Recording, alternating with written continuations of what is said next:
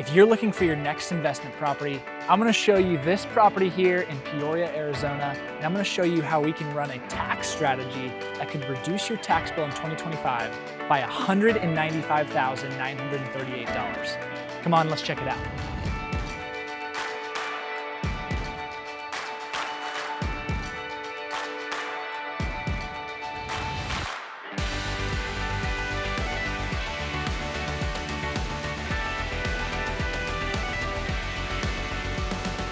This house is going to be made for an Airbnb. What's amazing about properties here in Arizona is some of them come on flood irrigation lots. Now, if you're from outside of Arizona, this is a key point to know. If you're buying a property, right, this property is just under an acre large, and you've got flood irrigation through this entire thing, which makes the upkeep and your water bill extremely cheap. As you can see, they've done a great job with the landscaping here. We've got beautiful blooming flowers right now. We're in the springtime here in Arizona. So honestly, it doesn't even feel like Arizona at this time. As we get to the front door, we've got this amazing little seating area. Hang out here with your guests. Again, this property would make an excellent Airbnb the way it's laid out. You bring a couple families here from out of town, right? And you have your kids playing out here. We've got the fence all the way around. They're playing out in the grass. Adults can hang out here right at the front door. As you walk in, beautiful view. You can see the pool right as we walk in. Let's go ahead and start with this half of the house. You've got this nice big open area that you can entertain. And as we walk in, we head to the kitchen. You've got this great quartz countertop all the way throughout. Lots of bar space over here. Nice and big, really large kitchen island, which is great. Again, if you're here with a couple of families and all the kids gathering around different places to eat, right, offers really great opportunity to come together and enjoy the space. As we come here, we've got the bathroom, just a small guest bath, and then we have the laundry as well. As you're walking in here, you've got the official dining space. We've got a nice big dining table, but then you also kind of have your own living room for this side of the house. And this kind of makes a lot of sense as we go ahead and show you through the rest of it. We've got master A and then master B on that side of the house. And so really, I mean, you could be here with a couple of families enjoying the space together, but then also feel like you got some privacy on each wing that we visit. Coming in here, we're still towards the front of the house. We've got a workout room area. We've got this nice weight room set up. This is an outdoor access. Right when you pull up, you could enter in through this door as well. The unique piece of this house is it's got two master bedroom setups. Heading in here, we've got what I would say master A. And the awesome thing about this bedroom is it's got a great view directly to the pool. You wanna go hang out with the family, you can come in and out directly from this sliding glass door. You've got the master bathroom as well. You got the dual sinks, the dual vanity there. You got the zero entry walk-in shower and toilet. All right, so we're gonna come back to the front door. Again, here's the main entrance. We're gonna head to this side of the house and show you what the other wing looks like. We've got a guest bedroom over here. Nice and simple, place for the kids to sleep, right? You can set up bunk beds, house many people in there. Got a nice little sitting area right here as well. Again, it's right off of the main living space, but again, it's kind of separated. It's in its own side of the house. We've got a guest bathroom here, another guest bedroom, and then we've got an office / flex space here as well. The main house is just under 5,000 square feet, and it gives us 4 bedrooms, 3.5 bath.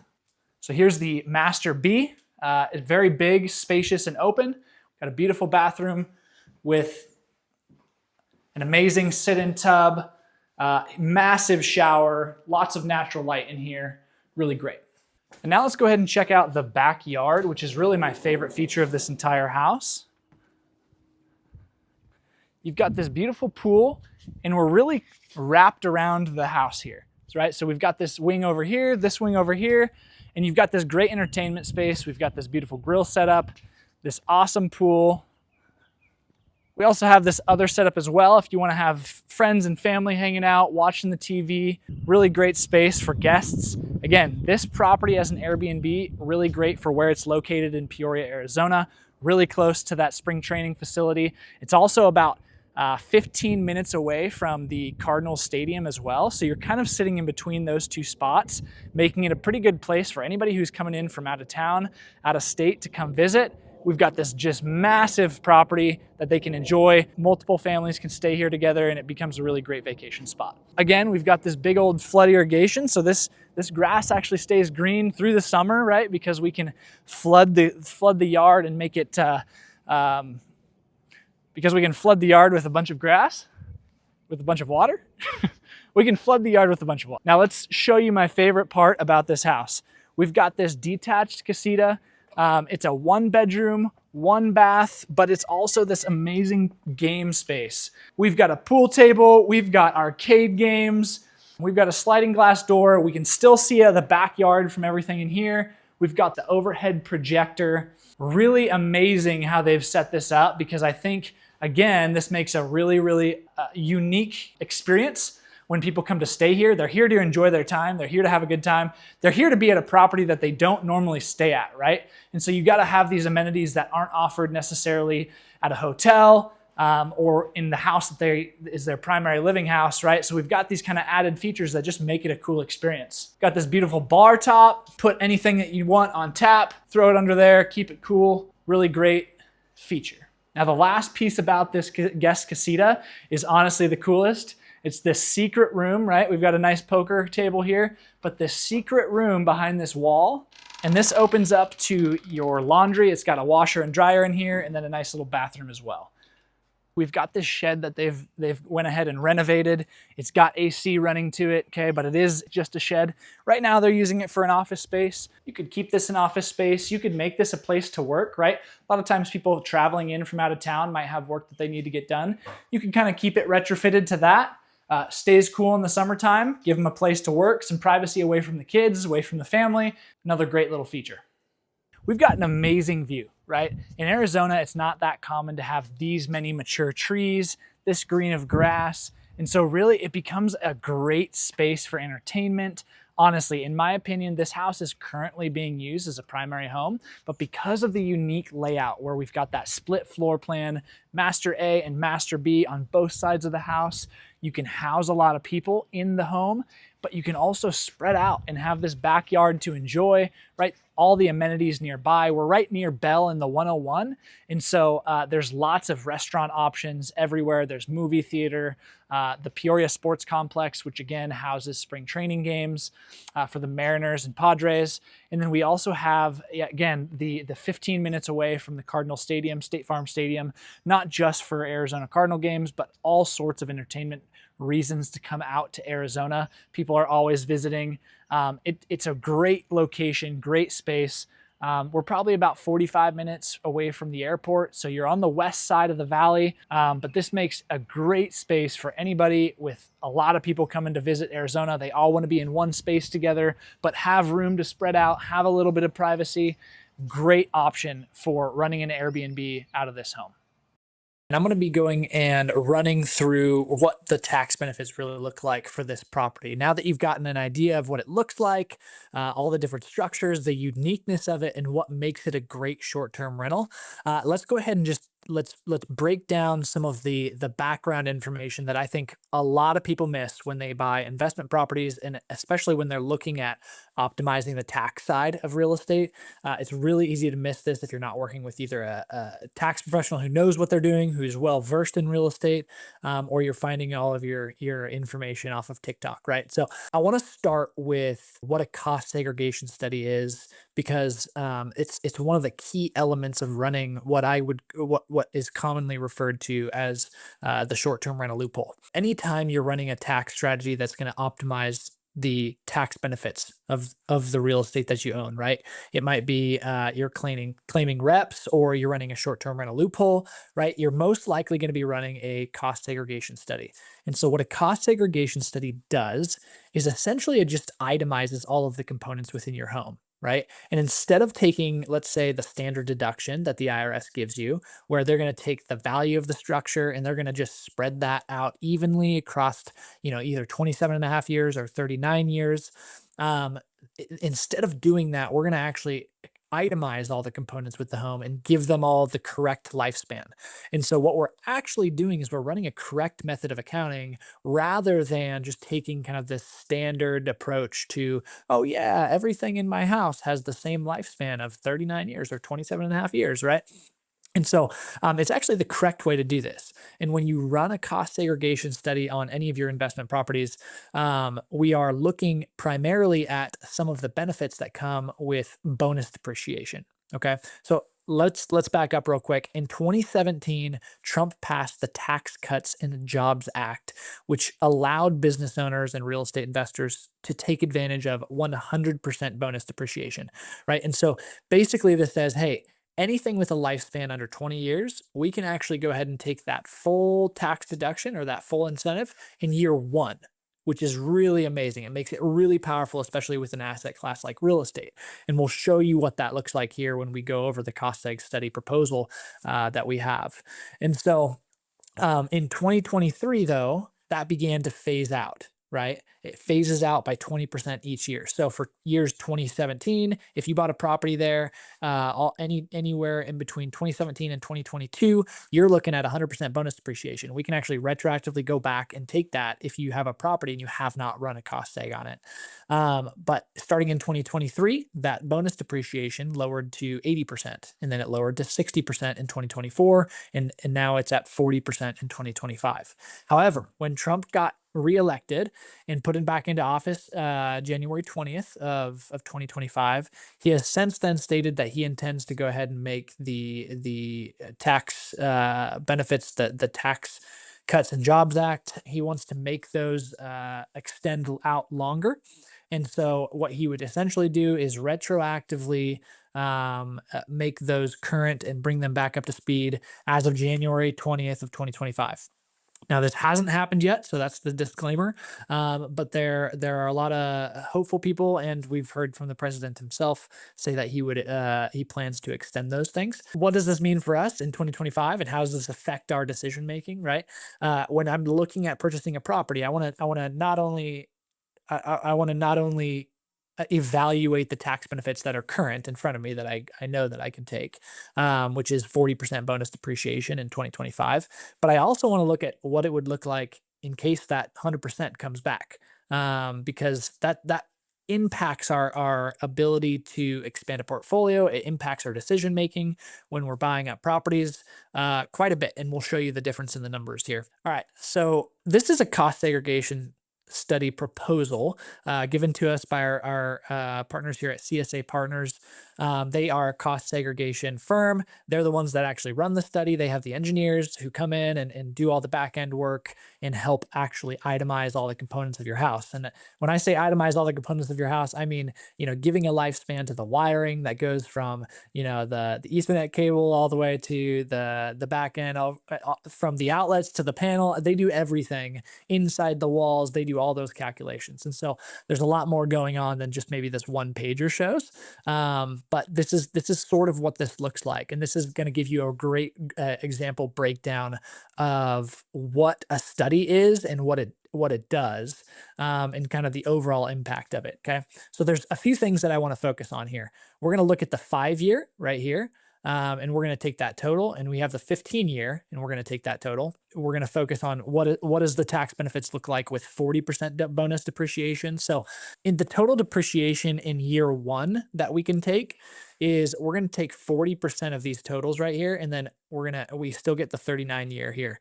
The reason we have 39-year property is because we're running a short-term rental. And so the IRS looks at this as a commercial operation, right? We're running a business out of this residential home. So for many of you who think, hey, I'm running it out of a residential home, I'm going to take the residential timeline for depreciation. It's actually incorrect. We actually take a 39-year approach here. So you have your 39-year components, you have your 15, your 7, and your 5-year. One thing I do want to note here is there's nothing listed in the 7-year. This is where like all of your furniture would go. So the tax benefits that we're looking at here with this cost seg proposal, this is assuming that there's no furniture and no personal property within the entire house. As we know, when you're running a short-term rental, you are furnishing the entire home. And so the furnishings are actually going to go here in that 7-year category, and those will actually be added to our total. So the tax benefits could very much be bigger than what we're going to talk about today as well. So we've got our 5-year, which is 267,995. And I want to back up real quick because this house, for reference, it's listed just about right over 1.5 million. The depreciation, the depreciable basis. So we have to subtract the land value from that. The county is telling us that the structures on there is worth a total of 1,410,500. Right? So that's the number that we get to work off of, and that gives us kind of what our totals break out to here. Okay. So you'll see that this is our total depreciable basis. 267,995 of that is broken up into year 5. We've got 0 allocated to 7-year, and then we have 183,365 allocated to 15-year. Now the rest is going to be allocated to our 39-year, and that's going to be a total of 959,140. Okay. And you can see the percentages here: 68%, 13%, 0%, 19%. Total obviously equals 100%. So we're actually going to be taking the 40% of these totals. So we're going to take 267,995 plus 183,365 plus 1 year, right? Because we're looking at what we can take in year 1. So that's going to be 15,394, right? So your total depreciation in year 1 with 40% bonus depreciation is going to be about $186,701, right? So just under 187. That's going to be the total amount that you can take in year 1 in depreciation on this $1.5 million property. And what that does for you is it gives us, let's say you're in the highest tax bracket, federal tax bracket, 37%. You also have a net investment tax as well that we're getting rid of because we're making this property an active business. And so we sit right around that 40% total taxable income if you're sitting in those 2 brackets. And so what we actually get in total tax savings overall is $74,680. And so when you purchase this $1.5 million property, you're obviously purchasing it because it's a good investment. It's going to make money. It's going to cash flow. It's going to appreciate, right? Those things are all driving our actual decision making. But then we go ahead and look at the back end and we say, okay, what am I going to get back in actual tax savings this year? I'm going to go ahead and lower my actual tax bill. The money that I pay to Uncle Sam, I'm going to lower that by almost $75,000. Right. And so then I'm looking, okay, what do I do with that $75,000? Maybe that's the money that it took to furnish the place. Maybe if that's the money that I want to pour into upgrades for the house, or maybe that's money that I'm going to go ahead and allocate towards buying the next property. Right. And so when we look at it from this perspective, I'm going to defer the tax, the tax bill that I need to pay to the IRS. I'm getting a interest-free loan from Uncle Sam, right? Instead of paying that tax now, I'm going to defer it to a later date when I sell the property. And in doing so, I'm going to go ahead and use those tax savings to grow my portfolio even more. Right. There are a lot of people who love the BRRRR method, right? I'm going to buy something, then I'm going to renovate it, then I'm going to rent it out, and then I'm going to refinance. And the whole idea behind that method is to take the money that I'm putting into the property and I'm going to get it back out and reinvest it. Right. And in the same sense, we're doing something very similar here with the tax benefits. So now I'm not even like over leveraging a property, right? Because that's one of the downsides possibly to a BRRRR is like you're going to go ahead and take out more debt on the property, and your cash flow might actually go down a little bit when you end up refinancing. In this scenario, we're going to take money that I would have given to Uncle Sam, and I'm just going to go ahead and reallocate that towards another building, another property, right? So it becomes really powerful. But the reason I'm making this video today is to show you the power of 100% bonus depreciation. And if that does come back this year and you buy a property this year, specifically, let's say you buy this property, here's what the benefits are going to look like. With 100% bonus depreciation, we're no longer going to take 40% of these 3 numbers combined. We're going to take 100% of these 3 numbers combined, right? And so what happens is we have about 466,000 $754 overall between these three categories. I've got my 5 year, my 15 year, and then 1 year of my 39, right? Again, year seven, you might be looking at having a bunch more property here because you've furnished the house. And so this number might even be bigger for you. But the 100% bonus appreciation, when we look at this, what is the actual tax savings that we're looking at? We're looking at $186,701 in actual tax savings that I would pay to Uncle Sam, right? And now I'm going to go ahead and reallocate that towards building my portfolio at a faster pace. And so you see the snowball effect of running a strategy like short-term rental loophole, or if you qualify for real estate professional status. These two things can really play a big role in your ability to grow a portfolio because of the tax benefits, right? And when we understand the reasoning behind why Uncle Sam would do this, right? Uncle Sam loves business owners and they love real estate investors, right? And so when you fall into both of those categories, you get really big tax benefits. And so there's a reason why the wealthiest real estate investors are always standing up on stage saying, "Hey, I really don't pay any tax because we're incentivized to invest money into real estate. It's the backbone of our economy. It affects our economy in so many ways, not just in providing housing, but providing then places for businesses to operate. I mean, there's everything under the sun. It's a private industry, right? The government doesn't go and build all of our buildings and our housing communities and everything like that. No, private investors pool money together and they build our infrastructure. It's properly incentivized because of that. Now, real quick, I want to take a look at what the down payment needed for this property is, right? We've got a 20% down payment as an investment property. You're looking at a 1.5, just over a $1.5 million purchase. The down payment needed for this is $387,500, right? And then what we're going to do is if 100% bonus depreciation comes back and we operate this strategy where we're making sure that we run a cost seg on this, we're going to get right around 48% of our down payment back into our pocket, which is amazing, right? When you think of creative opportunities, I know that there's a lot of ideas around creatively getting into properties for less with a smaller down payment, anything like that we're looking at. This is right up that alley, right? Because let's say you get creative on a deal like this where maybe the seller is willing to seller finance, which actually in this case, this property, the seller is willing to seller finance. And so when you're looking at that, you can get really creative and maybe you have a down payment that's actually less than 20%. Well, let's say you come to the table with a 10% down payment, right? That we've just halved our down payment. You're pretty much going to get into this property if you take advantage of the full tax savings. If you have a tax bill that's big enough to go ahead and take advantage of that entire tax savings, you're going to be able to pretty much buy this property and get all of your money back out that you put in as a down payment, which is really, really powerful, especially when you think about the returns then on your money and what you're doing, and then how you can allocate that money to growing your portfolio even more. Next, I want to talk about real quick just some of the bigger requirements around running a strategy like STR loophole, short-term rental loophole.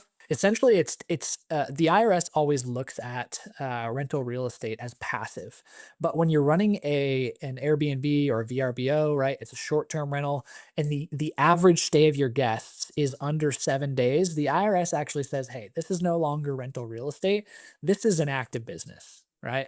And so what this does is it allows us to take advantage of an asset class like real estate and categorize it into the non-passive side, the active side of your income. And so this is what makes it so amazing, is because we can take the losses from our real estate and use them against our other forms of non-passive or active income, right?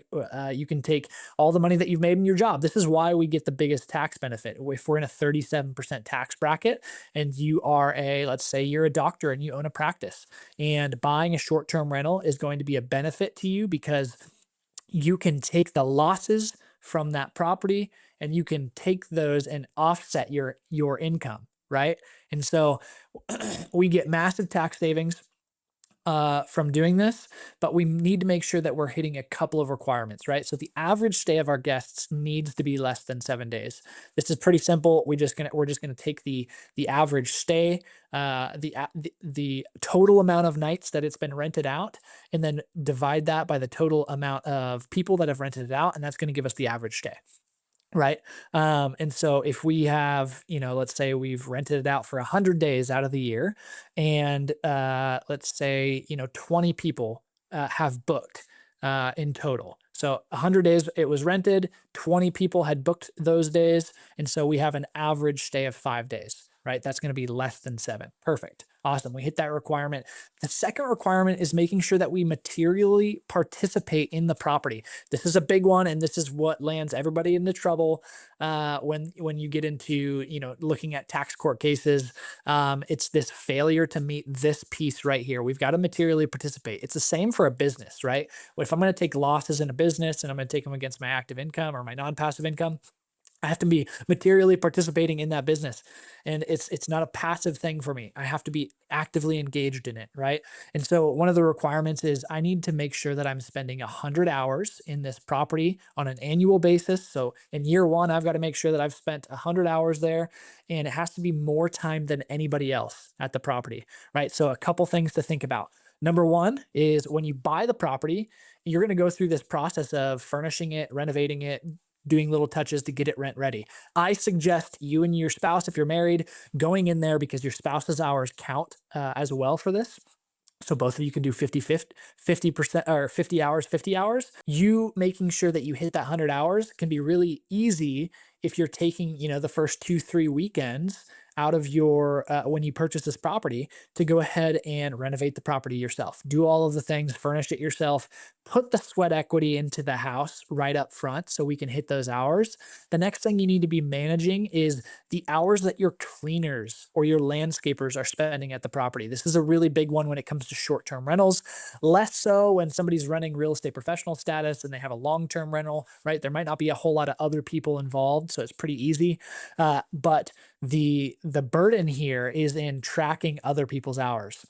One thing that we help all of our clients do is actually set up a Ring doorbell on the side of their house. It's really easy. We have contractors and cleaners. They ring. That gives us a timestamp of when they got there, when they leave, who they are. And so it becomes a lot less burdensome to go ahead and keep track of other people's hours. And if you've got a cleaner who's been there over and over and over again, and they're approaching, that 100-hour mark where they're going to probably outperform you in total hours in the year, we highly suggest maybe keeping with the same company, but asking to switch that out.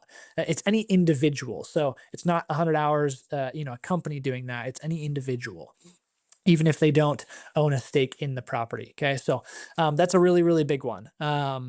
So that overall kind of shows you the benefits of what buying a property in 2025 is like. I know that interest rates are high, things are tough to really kind of value in terms of cash flow, but if you've got a long-term approach here, and if you've got a tax problem that you're trying to solve, and you are interested in acquiring real estate at the same time, this is a huge benefit to you. I mean, lowering your tax bill by almost $187,000 this year. Does that sound good to you? What would you do with that $187,000? Would it allow you then to expand that portfolio even faster? Please don't tell me that you're going to buy a boat or anything like that. We highly don't suggest that. But for your ability to continue to go buy the next property, again, you're going to do the same thing with the next property, right? And we're going to have more tax benefits to go ahead and use in year 1 as well. So this is a great way for anybody if you're looking to acquire your first short-term rental this year, or if you've already had a short-term rental placed in service and you've had it since, let's say, 2018, 2019. This is something that you need to be thinking about. This is something that most short-term rental owners miss completely. They're so focused on how do we optimize the business? How do we do all of the things that drive cash flow, that unless you're working with someone who specializes in real estate on the tax side, this stuff is most commonly missed. We work with investors every day where they leave thousands and thousands of dollars of tax money on the table that they could be keeping themselves and using to reinvest, but instead they're just handing it to Uncle Sam because they don't know the rules of the game. And so that we come from the real estate side. I own a real estate team here in Arizona, and also I'm an owner in a tax firm as well. Those two teams work hand in hand. So if you're looking for properties and you need help acquiring and underwriting and finding the right investment property and closing on it, and then you also need on the back end at the end of the year and making sure that you stay compliant throughout the year with the requirements around running a strategy like this. We are a specialty kind of firm that kind of handles everything A to Z, right? Anything that you need in the real estate space, and then we take that once you've acquired the property, and we help you optimize that property for the tax benefits that come with it as well. So feel free to reach out to us if you're interested in that. You can all my links are in the YouTube video description. So go ahead and do that. If you found this information valuable, please subscribe. We want to go ahead and continue to create more content like this. This we're just starting to kind of get on this content train in terms of education and helping others understand the benefits of real estate, understand the benefits of the tax code, and how they can use that to optimize their own investments. And so, yeah, thank you, and follow and subscribe.